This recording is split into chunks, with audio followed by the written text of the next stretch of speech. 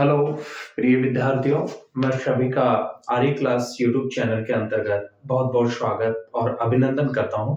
Dear students, daily class के अंतर्गत आज की हमारी जो क्लास रहेगी वो विशेष रूप से राज्य की जो न्यायपालिका है उसके संदर्भ में रहेगी। जैसा प्रिय विद्यार्थियों आप जानते हैं कि जो शासन या सरकार होती है मोस्टली रूप में जो है शासन या सरकार के 3 अंग होते हैं: व्यवस्थापिका, कार्यपालिका और न्यायपालिका। तो भारत में जो है संसदीय शासन प्रणाली को अपनाया गया है और राज्यों में भी जो है संसदात्मक या संसदीय शासन प्रणाली को अपनाया गया है। जो न्यायपालिका है उसका जो प्रमुख जो काम होता है वो कानूनों की व्याख्या करना होता है और कानूनों के संदर्भ में जो है जो कोई कानून का उल्लंघन करता है तो उसको पनिशमेंट करने का जो है कार्य करती है। इसके अलावा जो है संविधान की जो व्याख्या की जाती है वो भी किसके द्वारा की जाती है? न्यायपालिका के द्वारा की जाती है। और नागरिकों के जो मूल अधिकार होते हैं उनके जो मोस्टली रूप में मूल अधिकारों की जो रक्षा करने का जो कार्य करती है वो भी कौन करती है? वो न्यायपालिका करती है। किसके द्वारा किया जाता है? न्यायपालिका के द्वारा। इसलिए न्यायपालिका को जो है मोस्टली रूप में जो है नागरिकों के मूल अधिकारों के जो अभिभावक है और जो संरक्षक है इसके नाम से भी जो है किसको जाना जाता है? न्यायपालिका को जाना जाता है। ठीक है, तो न्यायपालिका के संदर्भ में हम बात करें तो न्यायपालिका के संदर्भ में जो है कि भारत में एकीकृत न्यायिक प्रणाली को जो है अपनाया गया है और न्यायपालिका का जो गठन है वो पिरामिड की भांति है, अर्थात सर्वोच्च स्तर पर जो है सर्वोच्च न्यायालय है और प्रत्येक राज्य में जो है उच्च न्यायालय है जो कि राज्य स्तर पे होता है। इसके अलावा जिला स्तर पर जो है जिला न्यायालय होता है और इसके सबऑर्डिनेट जो है अधीनस्थ न्यायालय होता है जिससे मिलकर के न्यायपालिका बनती है। ठीक है, तो न्यायपालिका का जो मुख्य कार्य है वो संविधान की व्याख्या करना है, कानूनों की व्याख्या करना है, कानून का उल्लंघन करने वाले व्यक्तियों को दंडित करने का काम करती है और नागरिकों के जो अधिकार होते हैं उनकी जो रक्षा करती है वो भी कौन करती है? न्यायपालिका करती है। इसलिए न्यायपालिका को नागरिकों के जो है अधिकारों की अभिभावक और संरक्षक के नाम से भी जो है जाना जाता है। तो डियर स्टूडेंट, सर्वोच्च न्यायालय सुप्रीम कोर्ट के संदर्भ में अपन जो है नेक्स्ट क्लास के अंतर्गत बात करेंगे। आज अपन विशेष रूप से जो है राज्य के संदर्भ में बात कर रहे हैं। राज्य की जो न्यायपालिका है राज्य स्तर पे जो है हाई कोर्ट होता है डियर स्टूडेंट्स, और भारत में टोटल जो है कितने उच्च न्यायालय हैं? 25 हैं। 2 राज्यों पर एक जो है उच्च न्यायालय भी जो है हो सकता है। तो राज्य की जो न्यायपालिका है राज्य स्तर पे जो है कौन सा न्यायालय होता है? उच्च न्यायालय होता है। तो डियर स्टूडेंट्स, हम आज की क्लास के अंतर्गत राज्य की जो न्यायपालिका है उसके संदर्भ में महत्वपूर्ण बिंदुओं पे अपन चर्चा करने वाले हैं, बातें करने वाले हैं। निश्चित रूप में ये क्लास जो है आपके लिए उपयोगी साबित होगी। ऐसे डियर स्टूडेंट्स, मैं उम्मीद करता हूं। तो उच्च जो न्यायालय है राज्य की न्यायपालिका में राज्य के उच्च न्यायालय व अधीनस्थ न्यायालय क्या होते हैं? शामिल होते हैं। आपको विशेष रूप से ध्यान रखना है कि राज्य की जो न्यायपालिका होती है राज्य की न्यायपालिका के अंतर्गत एक तो उच्च न्यायालय, इसके अलावा प्लस में जो है अधीनस्थ न्यायालय। कौन से न्यायालय आते हैं? अधीनस्थ न्यायालय। ठीक है, इससे मिलकर के राज्य की क्या बनती है? न्यायपालिका बनती है। और संविधान के भाग 6 में, ठीक है, ध्यान रखना कि भारतीय संविधान के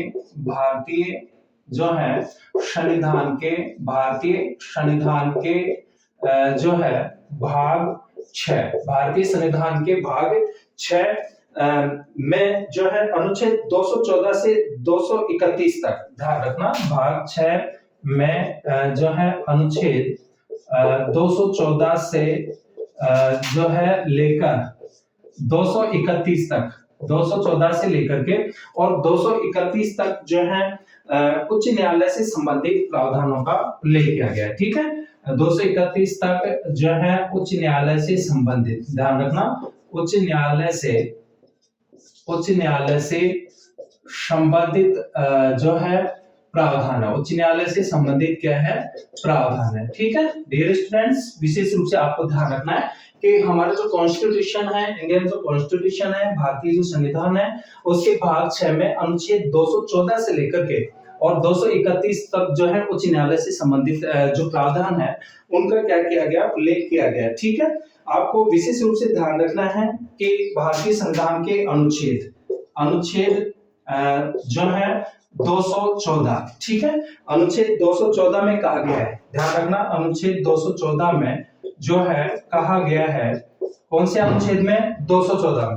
आर्टिकल जो 214 है उसमें जो है कहा गया है कि जो है प्रत्येक राज्य के लिए क्या होगा? एक उच्च न्यायालय होगा। इसमें कहा गया है कि प्रत्येक राज्य के लिए जो है प्रत्येक राज्य के लिए क्या होगा? प्रत्येक राज्य के लिए एक जो है उच्च न्यायालय होगा। क्या होगा? एक उच्च न्यायालय होगा।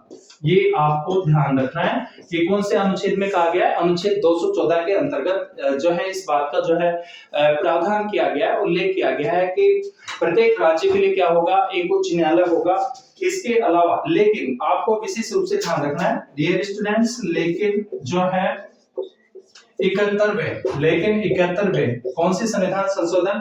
71वें लेकिन 7वें संविधान संशोधन, सॉरी डियर स्टूडेंट्स, जो है कि लेकिन 7वें संविधान संशोधन अधिनियम ये था 1956 का, ठीक है। लेकिन 7वें संविधान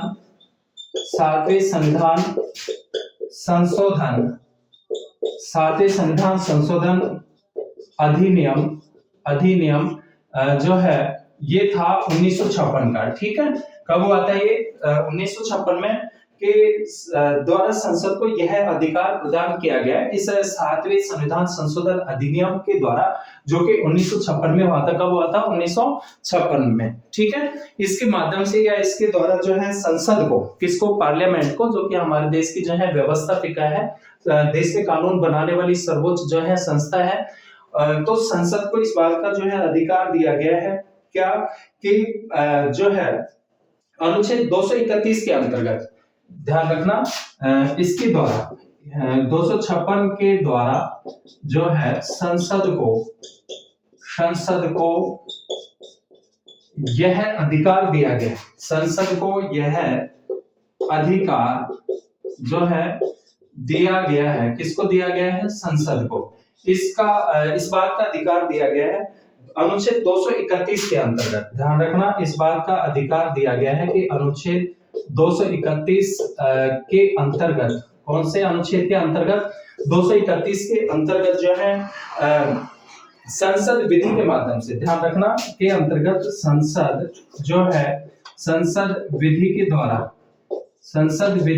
द्वारा या विधि के जो है माध्यम से, संसद विधि के द्वारा कानूनों के माध्यम से जो है दो या दो से अधिक राज्यों के लिए, ध्यान रखना, विधि के द्वारा दो या दो से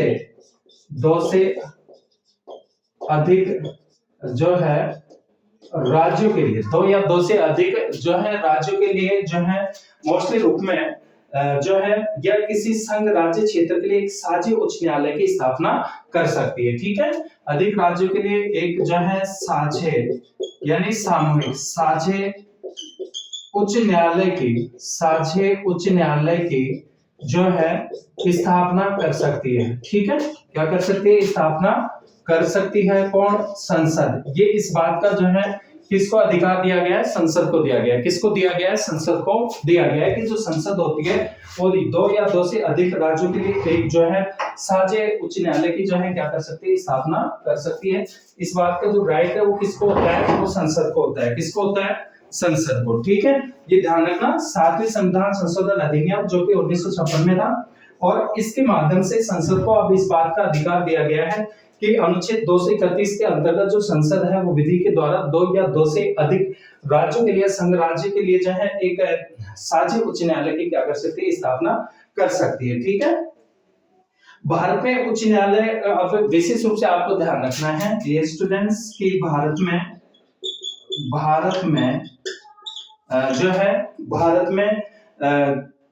उच्च न्यायालय संस्था का सर्वप्रथम गठन, उच्च न्यायालय संस्था का जो है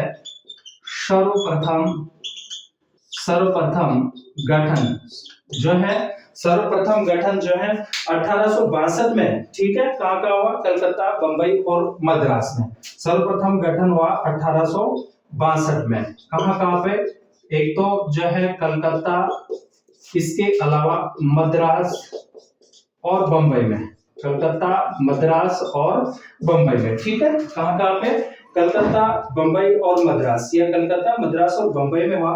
और वर्तमान में देश में 25 उच्च न्यायालय। ध्यान रखना डियर स्टूडेंट्स के वर्तमान समय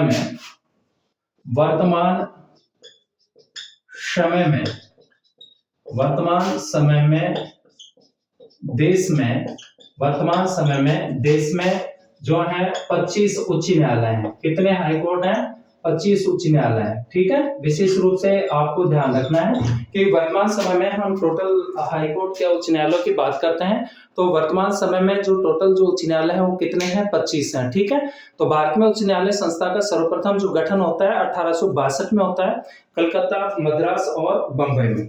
और जो टोटल जो उच्च न्यायालय की जो संख्या है वर्तमान समय में हमारे कंट्री में वो कितनी है? वो 25 है। कितनी है? 25 है। ठीक है डियर स्टूडेंट्स, जो है आज का हमारा जो टॉपिक है राज्य की क्या है, न्यायपालिका के संदर्भ में अपन बात कर रहे हैं। वैसे भारत में एकीकृत न्यायिक प्रणाली है, अर्थात पूरे देश के लिए जो है सर्वोच्च स्तर पे जो है सर्वोच्च न्यायालय है और सर्वोच्च न्यायालय के द्वारा दिए गए जो निर्णय होता है वो पूरे देश के जितने भी न्यायालय होते हैं उसको उनको उनके निर्णय की क्या करनी पड़ती है? पालना करनी पड़ती है और सर्वोच्च सुप्रीम कोर्ट के विरुद्ध अपील नहीं की जा सकती। ठीक है, सुप्रीम कोर्ट के विरुद्ध अपील नहीं की जा सकती।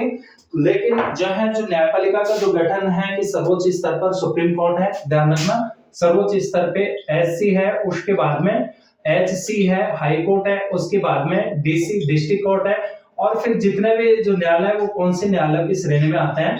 अधीनस्थ न्यायालयों की श्रेणी में आते हैं। कौन से न्यायालय? अधीनस्थ न्यायालय। ठीक है, तो ये जो है ये न्यायपालिका का गठन है। आपको ध्यान रखना है कि न्यायपालिका जो है इससे मिलकर के बनती है और न्यायपालिका की जो सर्वोच्च संस्था है वो सुप्रीम कोर्ट है यानी सर्वोच्च न्यायालय है। उसके बाद में राज्य स्तर पे उच्च न्यायालय होता है, जिला स्तर पे जिला न्यायालय होता है और फिर क्या होता है? अधीनस्थ न्यायालय होते हैं। तो हम बात कर रहे थे कि भारत में उच्च न्यायालयों की जो संख्या है वो कितनी है? 25 है। ठीक है, अब अपन जो है किसी उच्च न्यायालय के न्यायिक क्षेत्र में विस्तार करने संबंधी शक्ति जो है किसको प्राप्त होती है? संसद को प्राप्त होती है। ध्यान रखना कि उच्च न्यायालय में इसको शक्ति से संबंधित जो पावर होती है इसको न्यायिक क्षेत्र में इसके न्यायिक क्षेत्र में विस्तार करने की। ठीक है, कि उच्च न्यायालय के न्यायिक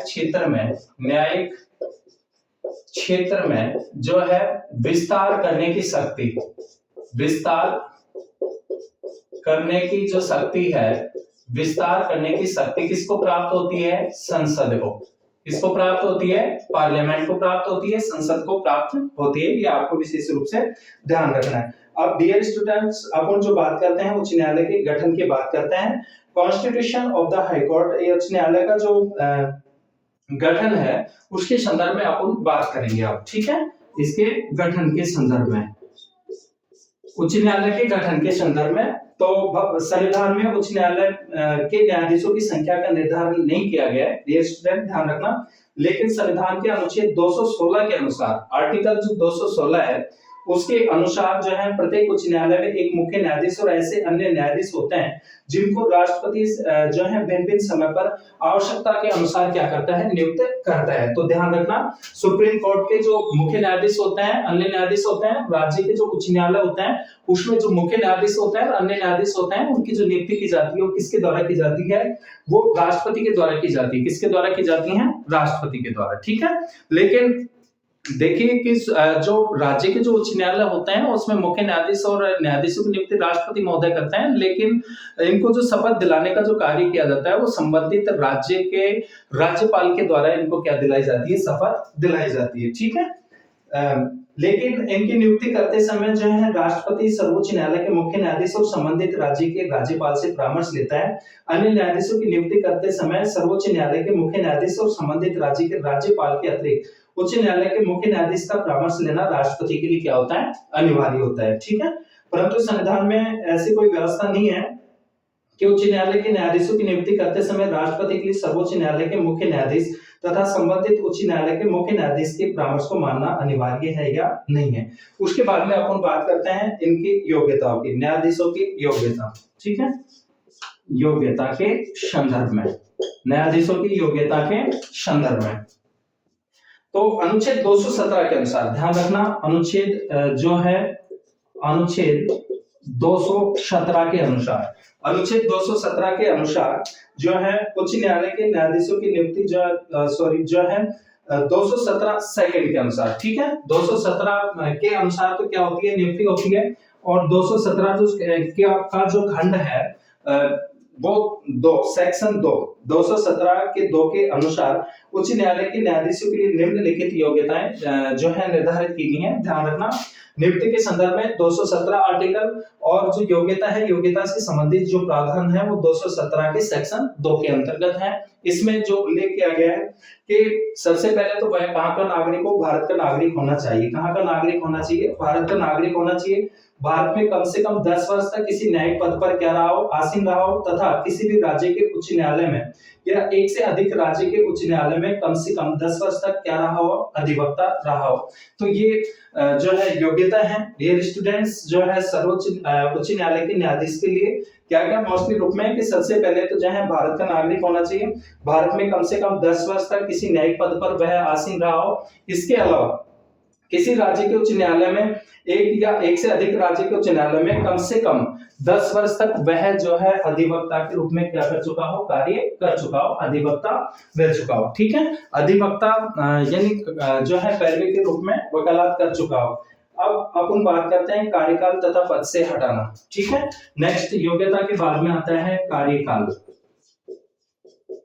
कार्यकाल, तो कार्यकाल के संदर्भ में जो है ये 217 फर्स्ट के अनुसार कार्यकाल का आपको ध्यान रखना है कि जो दिया गया है 217 का सेक्शन जो है फर्स्ट, इसके अनुसार कि उच्च न्यायालय के न्यायाधीश जो है 62 वर्ष की आयु तक अपने पद पर बने रहते हैं, ठीक। ध्यान रखना, जो है 62 वर्ष की आयु तक, 62 वर्ष तक की 62 वर्ष तक की आयु तक ये जो है किस पे बने रहते हैं, पद पे बने रहते हैं, ठीक है। कितने वर्ष की आयु तक, 62 वर्ष की आयु तक पद पे बने रहते हैं। और जो है उच्च न्यायालय के न्यायाधीशों का पद इस निश्चित आयु से पूर्व निम्नलिखित कारणों से रिक्त हो सकता है, यदि जो है न्यायाधीश स्वयं त्यागपत्र दे रहे हैं या संसद दोनों सदनों द्वारा जो है सिद्ध कदाचार अर्थात असमर्था के आधार पर महाभियोग लगा करके जो है पृथक अपनी सदस्य संख्या के बहुमत से उपस्थित और मतदान में भाग लेने वाले सदस्यों के 2/3 बहुमत से प्रस्ताव पारित करके राष्ट्रपति को भेजते हैं और राष्ट्रपति संबंधित न्यायाधीश को अपदस्थ करने का आदेश जारी करते हैं। इस प्रकार उच्च न्यायालय के न्यायाधीश को हटाने का ढंग वही होगा जो कि सुप्रीम कोर्ट को हटाने का जो है क्या होती है, प्रक्रिया होती है एज ए महाभियोग, ठीक है। तो इस प्रक्रिया के माध्यम से जो है इनको पद से जो है हटाया जा सकता है, ठीक है। ये मोस्टली रूप में जो है डियर स्टूडेंट्स जो है क्या किए गए हैं, प्रावधान किए गए हैं। तो 62 वर्ष की आयु तक पद पे बने रहते हैं। इसके अलावा महाभियोग जैसी प्रक्रिया के द्वारा इनको पद से हटाया जा सकता है। नेक्स्ट जो बिंदु आता है हमारा शपथ के संदर्भ में, ठीक है। किसके संदर्भ में, शपथ के संदर्भ में। तो शपथ के संदर्भ में हम अपन बात करते हैं तो संविधान के अनुच्छेद 219 के अनुसार, ध्यान रखना अनुच्छेद जो है 219, अनुच्छेद 219 के अनुसार के उच्च न्यायालय के न्यायाधीशों को अपने पदासीन होने से पूर्व राज्य के राज्यपाल या उसके द्वारा नियुक्त किए गए किसी अधिकारी के सम्मुख संविधान के प्रति निष्ठावान रहने और अपने कर्तव्य का ईमानदारी से पालन करने की इनको जो है शपथ ग्रहण करनी पड़ती है। इसके अलावा न्यायाधीशों पर जो प्रतिबंध है रेस्ट्रिक्शन ऑफ द जजेस जो है कि अनुच्छेद 220 के अनुसार यदि कोई उच्च न्यायालय में स्थायी न्यायाधीश के रूप में कार्य कर चुका हो तो वह उच्चतम न्यायालय या अन्य उच्च न्यायालय के सिवाय किसी न्यायालय या प्राधिकारी के समक्ष वकालत का कार्य नहीं कर सकता। वेतन भत्तों की बात करें तो अनुच्छेद 221 के अनुसार उच्च न्यायालय के न्यायाधीशों को ऐसा वेतन दिया जाएगा जो संसद के द्वारा समय समय पर निर्धारित किया जाए। उच्च न्यायालय के मुख्य न्यायाधीश अन्य न्यायाधीशों को जो वेतन मिलता है कि मुख्य न्यायाधीशों को 2,50,000 रुपए मासिक और अन्य न्यायाधीशों को 2,25,000 रुपए प्रति माह वेतन दिया जाता है। न्यायाधीशों के वेतन और भत्ते जो होते हैं वो राज्य की संचित निधि से दिए जाते हैं। कहां से दिए जाते हैं? राज्य की संचित निधि से जो है इनको क्या होता है, वेतन प्राप्त होता है। ठीक है, तो डियर स्टूडेंट्स सभी महत्वपूर्ण जो है बिंदु हैं, आपको विशेष रूप से ध्यान रखना है। इसके अलावा स्थानांतरण या ट्रांसफर के संदर्भ में बात करें तो संविधान के अनुच्छेद 222 के अनुसार राष्ट्रपति भारत के मुख्य न्यायाधीश से परामर्श करने के बाद किसी न्यायाधीश का एक उच्च न्यायालय से दूसरे उच्च न्यायालय में स्थानांतरण या तबादला कर सकते हैं। कार्यकारी मुख्य न्यायाधीश की जो नियुक्ति के संदर्भ में जो बात है कि 223 में कहा गया है कि जब उच्च न्यायालय के मुख्य न्यायाधीश का पद रिक्त है या अनुपस्थित या अन्य कारण से कर्तव्यों का पालन करने में असमर्थ है तो राष्ट्रपति अन्य न्यायाधीशों में से एक को कार्यकारी मुख्य न्यायाधीश नियुक्त कर सकता है। राष्ट्रपति अतिरिक्त कार्यों को निपटाने के लिए अधिकतम 2 वर्ष के लिए अतिरिक्त या अपर जो है न्यायाधीश की जो है नियुक्ति भी कर सकते हैं। ठीक है, तो इसके अलावा डियर स्टूडेंट्स, तो अपन जो है एक बार जो है फिर से रिवाइजेशन कर लेते हैं, देख लेते हैं मुख्य मुख्य जो बिंदु है हम आज के टॉपिक के अंतर्गत जो कि राज्य के जो न्यायपालिका के संदर्भ में अपन जो बात कर रहे थे कि राज्य की जो न्यायपालिका है और राज्य की जो न्यायपालिका है वो मुख्य रूप से जो है किससे मिलकर के बनती है, वो उच्च न्यायालय और अधीनस्थ न्यायालय से मिलकर के बनती है। भारतीय संविधान के भाग 6 में अनुच्छेद 214 से लेकर के 231 तक उच्च न्यायालय से संबंधित क्या किए गए हैं, प्रावधान किए गए। अनुच्छेद 214 में कहा गया है कि प्रत्येक राज्य के लिए क्या होगा, एक उच्च न्यायालय होगा। लेकिन 7वें संविधान संशोधन अधिनियम 1956 के द्वारा संसद को यह अधिकार दिया गया है कि अनुच्छेद 231 के अंतर्गत हमारी जो पार्लियामेंट है, संसद, वो विधि के द्वारा 2 या 2 से अधिक राज्यों के लिए एक साझे उच्च न्यायालय की स्थापना कर सकती है। और भारत में वर्तमान समय में देश में 25 क्या है, उच्च न्यायालय है। भारत में उच्च न्यायालय संस्था का सर्वप्रथम जो गठन हुआ था 1862 में जो है कोलकाता, मद्रास और बंबई में हुआ। गठन के संदर्भ में कि उच्च न्यायालय के जो मुख्य न्यायाधीश होते हैं, अन्य न्यायाधीश होते हैं, उनकी जो नियुक्ति की जाती है वो राष्ट्रपति के द्वारा की जाती है। लेकिन इनको जो शपथ दिलाई जाती है वो संबंधित राज्य के राज्यपाल के द्वारा दिलाई जाती है। योग्यता के संदर्भ में अनुच्छेद 217 के सेक्शन 2 के अंतर्गत जो है प्रावधान किए गए हैं कि भारत का नागरिक हो। इसके अलावा जो है वह जनरली जो है कि भारत के में कम से कम 10 वर्ष तक न्यायिक पद पर जो है आसीन रहा हो या किसी भी राज्य के उच्च न्यायालय या एक से अधिक राज्यों के उच्च न्यायालय में कम से कम 10 वर्ष का उसको वकालत करने का क्या होना चाहिए, अनुभव होना चाहिए। कार्यकाल के संदर्भ में 217 के सेक्शन 1 के अंतर्गत 62 वर्ष के आयु तक पद पे बने रहता है, लेकिन महाभियोग जैसी प्रक्रिया के द्वारा इनको समय से पूर्व जो है पद से हटाया जा सकता है। डियर स्टूडेंट्स, शपथ जो है 219 के अंतर्गत है। ठीक है, ध्यान रखना, जो शपथ है शपथ के संदर्भ में जो है कि किसके द्वारा दिलाई जाती है, 219 के अनुसार कि संबंधित राज्य के राज्यपाल के द्वारा इनको क्या दिलाई जाती है, शपथ दिलाई जाती है। और इसके अलावा जो है मोस्टली रूप में न्यायिक क्षेत्र में विस्तार करने की जो शक्ति होती है वो किसको प्राप्त होती है, वो संसद को प्राप्त होती है। तो डियर स्टूडेंट्स, आज की क्लास के अंतर्गत हमने जो है जो राज्य में उच्च न्यायालय होता है इससे संबंधित महत्वपूर्ण बिंदुओं पे चर्चा की। तो निश्चित रूप में जो है ये क्लास आपके लिए उपयोगी होगी। कॉम्पिटिटिव विद्यार्थियों के लिए, जो यूजी पीजी में पढ़ने वाले जो विद्यार्थी हैं, निश्चित रूप में आपके लिए उपयोगी होगी। डियर स्टूडेंट्स, हमारा और अधिक जो है मोटिवेट करने के लिए आप जो है आरी क्लास के यूट्यूब चैनल को लाइक करें, सब्सक्राइब करें, शेयर करें और जो है निश्चित रूप में आपके लिए बेहतर से बेहतर कंटेंट उपलब्ध कराने का जो है मेरा जो है प्रयास रहेगा। मिलते हैं डियर स्टूडेंट्स नेक्स्ट क्लास में, तब तक सभी विद्यार्थियों का बहुत बहुत धन्यवाद।